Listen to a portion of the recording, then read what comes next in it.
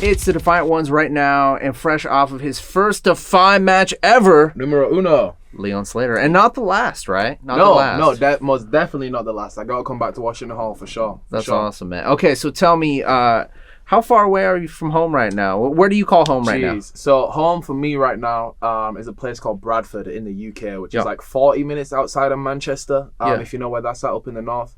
So right now, it's like 5,000 miles to the States, and then we're on the other side. So we're on the West Coast right now, right? Yes. Yeah, so that's another like 5,000 miles or however long that may be. So I'm like, quite a ways from home. Yeah, quite a ways away from home. Yeah, that's awesome. So first time here in Defy, are you going to be going back home, or do you have a little stint in the United States for a little while? Yes, sir. So I've been here for 2 weeks. Awesome. I got in last week to do the San Antonio tapings for TNA. Oh, that's great. And then I leave and go home after the Spartanburg tapings next weekend for TNA. And then I was lucky enough to make a pit stop in Defy. That's amazing. So you were brought up in our last interview with Man Like the Race, and but I'm curious. We'll get to the history and everything of your, getting into wrestling and everything. But you just mentioned it, TNA. So how did you get on the radar of TNA, and how did that relationship start, man? So it's a kind of crazy story. I like to think it's one of them ones that you play in the video games where you're wrestling a random indie and then you get spotted, right? It's kind of like a fairy tale. Yeah. Character mode. Yes, for real. I really felt like the main character. So I was wrestling an indie called Soft Pro Wrestling in Manchester, and Josh Alexander happened to be the Impact World Champion at the time. And he was defending his belt on the show, and I was lucky enough that he watched my match and he had some feedback for me afterwards. He was like, "Yeah, we'll keep in contact." So we'll keep in contact. We did, right?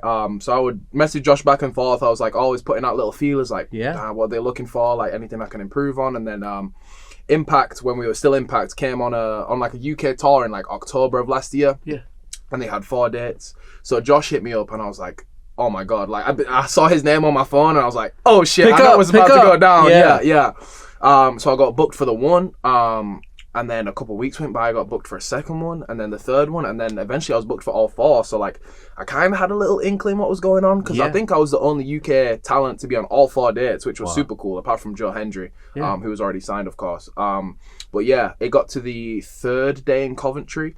I wrestled Frankie Kazarian for the 2nd time on that tour, and after the match, Scott Demore, who was still in charge at the time, came out, and going back to that kind of fairy tale thing, you see all these clips of people CEOs and shit coming out to the ring and Triple H did it in NXT. Exactly. It's the dream, yeah. right? So Scott came out after the match, his music hit. I was and they had told me that they were just gonna they told me they were setting up an angle because Alex Shelley had actually got hurt, so Frankie had to fill in the main and they were gonna set that angle up.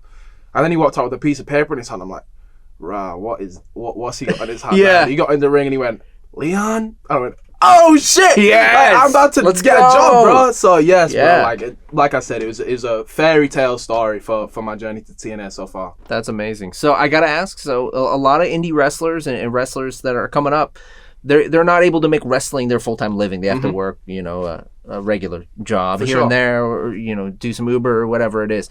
Are you able to make wrestling your full-time living now? Yes, I've been lucky enough that I've been having wrestling as my full-time living for the past 2 years now. That's awesome. Yeah, so I left schools. We can leave school at 16. So in the UK, so I left secondary school at 16, and I did I think you guys would call it an internship in a warehouse, just picking and packing boxes from the summer to Christmas of 2021. I was like, man, I hate this. So I left that job around December 2021. Yeah.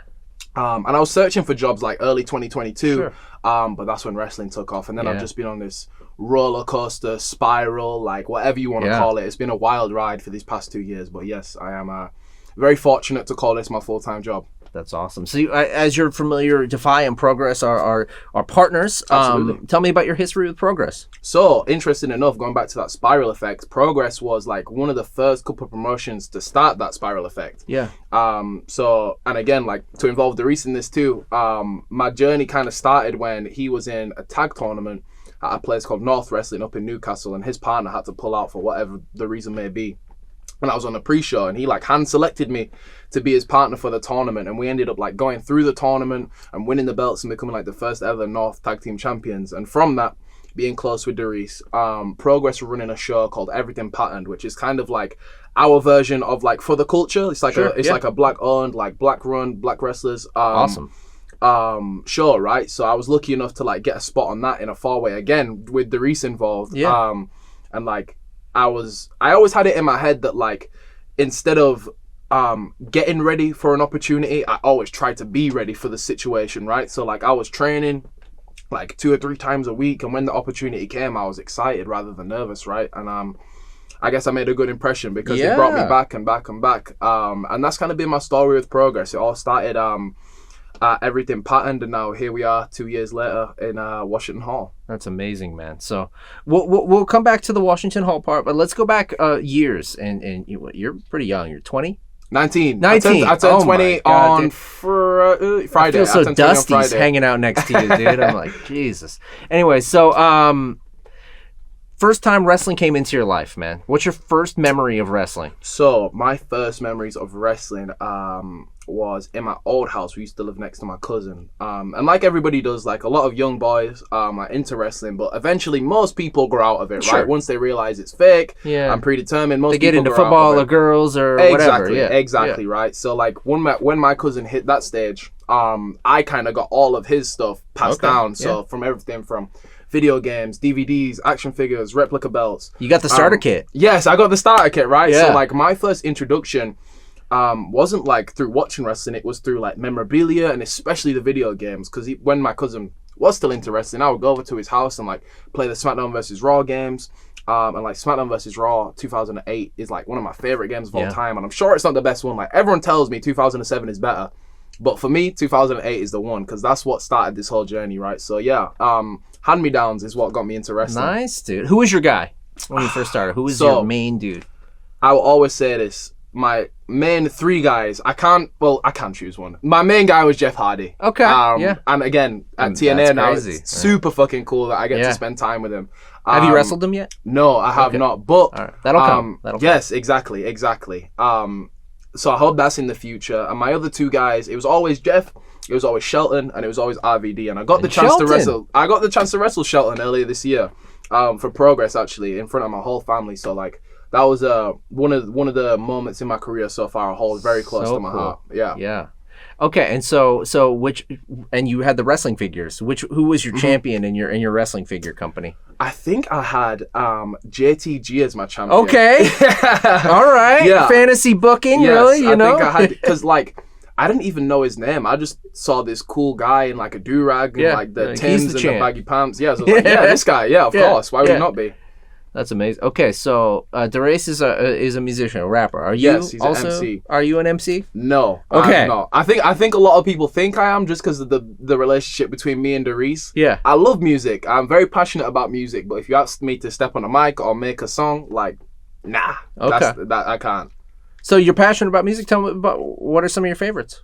So, again, it's a difficult question, right? It's like I find it easier to kind of make a list. I've always been into rap. Yeah. And R&B, because that's what my mom brought me up on. But like recently I started experimenting with some other stuff. Like I've been listening to a bit of Deftones, like a bit of more metal stuff. And again, like going back to the SmackDown vs. Raw games, like a lot of those soundtracks were like new metal and shit, right? So like I kind of grew up on that too. Disturbed, Avenged Sevenfold, that kind of yes stuff. Yes sir. 3 Days Grace, like all of them bands.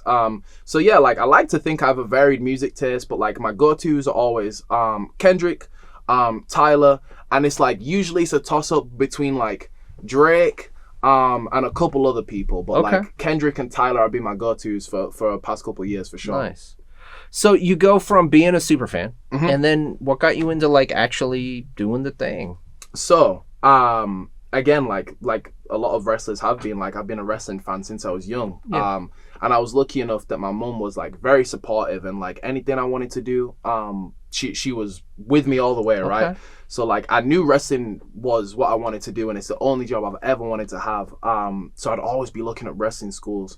And most of them were like, you got to be 14 to train, you got to be 16 to train, you got to be 18 to train, like it should be. But I found a school that let any age train. So at the age of 9, I took my first training session. It's like Nick Wayne. Yes, exactly. Yeah. Me and Nick are kind of on the same path. But yeah, at the age of 9, I took my my first training session. Holy crap, man! Yeah. You want to shout them out? Where'd you start? Shout out to UKW, man. Shout out to UKW. 9 years old. Okay. Yes. So did you have a match back then? I don't think, probably not at 9. I think they probably waited until I was like 11, which again isn't much better. It's still crazy. Yeah, but it's still wild, but I probably didn't have like a match in front of an audience until I was like 11. So you're 19 years old now, and you're an 8-year veteran. Yes, sir. That's insane. That's amazing. Dude, okay, so when, at what age did you really start to feel like comfortable and like that you kind of got it? You know? So I'd honestly say that wasn't until after COVID. So like I said, with UKW, I was with them from 9 up until the world shut down. Yeah. And then once the world shut down, I kind of not moved away from wrestling, but I didn't pay attention to it as much as I was when the world was kind of alive, if we put it that way, right? So it's one of them things where like, if I can't do it, I don't want to watch it, I don't want to be around it, like I just want to be in it, you know what I'm saying? So when the world started opening back up, a new school opened. One of the coaches from UKW, Leon Slater, opened a new school called Pursuit Pro Wrestling, and ever since like 2021, like March 2021ish, I've been there and like learning under Liam, and the experience of everyone there. That's when I feel like things started to click. But honestly, like, as I feel like every young wrestler and every wrestler in general, right? Like, I feel like I'm still figuring a lot of stuff out and how I can tweak certain things and what I want my act to be and all this sort of stuff, so I don't feel that I understand it, and I don't feel I ever will, but I feel like it started to click a bit more after COVID. Nice. Okay. All right. So you get your, after COVID, what was COVID like for you? Like in the UK, was it pretty locked down? I'll be honest, I loved the lockdowns. Okay.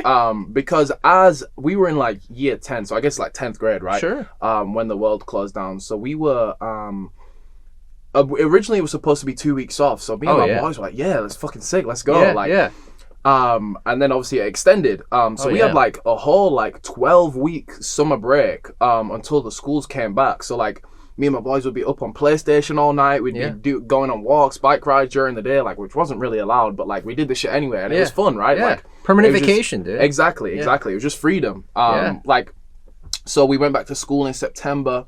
And then by Christmas time, there was a second lockdown in the UK, and that one was a bit more rough, just because of the weather and stuff. Like, when it's summer, it's nice in the UK, but every other time, spring, autumn, and winter, like, it's just grey and cold and miserable. So that one was a little bit tougher, but it didn't last as long. So, but again, like, I feel I was in a very weird age group with lockdown where I came into it a child and came out of it almost like a young adult, you know what I'm saying? So it's a very interesting time in my life for sure. Absolutely. So this is your first experience at Defiant, man, and obviously it won't be your last, but what was your experience like, man, and the crowd, the Defiance? Oh my God, I've had such a good time. I can't put it into words, like how being here has made me feel, because again, like, Defy is something I've watched for years and years and years, and like when the world started to open back up, and like even before COVID, I had written down like people I'd like to work with, promotions I'd like to work for, places I want to go, and Defy has always been on that list. So it's very nice to be here and finally check that off. That's awesome. As far as the Defiance goes, man, holy shit. Like I was saying to a couple of the guys, this is a crowd where like at points where you'd usually start like feeling the wear and tear of a match, you just don't, because the adrenaline is so high and the Defiance is with you all the way. Like, it's impossible to get tired. I feel like I have an infinite gas tank. So that's awesome. It's been very, very fun. That's cool, man. Well, we welcome you back anytime, man. And I mean, I'm not in charge of that, but if it was mine, I'm saying we'll bring him back, dude. I appreciate you, man. Absolutely, man. So my last question for you, dude, is this is a question I like to ask all the wrestlers. Yes, sir. Pick a scar on your body. Ooh. It doesn't have to be wrestling related. Show us if you can, but at least tell us the story of how you got the scar. Okay, that's an interesting one. So I don't know if you can see it, but I have a scar somewhere here on my hairline. It's very faint. It's very faint. But this is from... Why don't you show that camera? Yeah.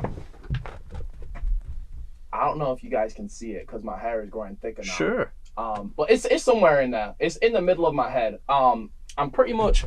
I cracked my shit open on the way to the only real job I've ever had. Like, I was cycling. and I had like a duffel bag on, like because I was cycling to the gym or something. I don't really remember. The last thing I remember from this morning is sprinkling some cinnamon on my oatmeal. So like I remember sprinkling the cinnamon, and then I was in the hospital. And what I have pictures. It might take me a second to find them, but I have pictures. And what had happened was, I guess the duffel bag had like swung around my body when I went over like a corner or a bend or something like that. And I pretty much just headbutted the floor. Let me try and find these pictures. Yep. So this was me straight after the crash. And I don't remember taking these pictures, right? But this was me straight after the crash. I'm gonna send these. I'll send these to you. And then this was me in the ambulance. This is the best color I've ever got, bro. I've never bled in wrestling. This is the most I've ever bled. That's me in the ambulance. That's me checking myself out of the hospital. That's me and my mama, bless her. And that's right after the crash. I got some insane color, bro. It looks like I've gigged. For real. Gnarly. But yeah, that's where the that damn duffel bag, dude. Yeah, that damn duffel bag. And from that day I never had cinnamon on my duffel bag. Exactly. I never had cinnamon on my oatmeal ever again since that day. I don't trust it. Leon Slater, man. Anywhere we can follow you on social media, all that kind of stuff. Yes, sir. So on Twitter and Instagram, I am Leon Slater _. You can find me on YouTube and TikTok at the same handle. And I got some merch coming out soon, so be sure to check the big cartel coming up. Leon Slater, thank you so much, man. It's the Defiant Ones. Let's go.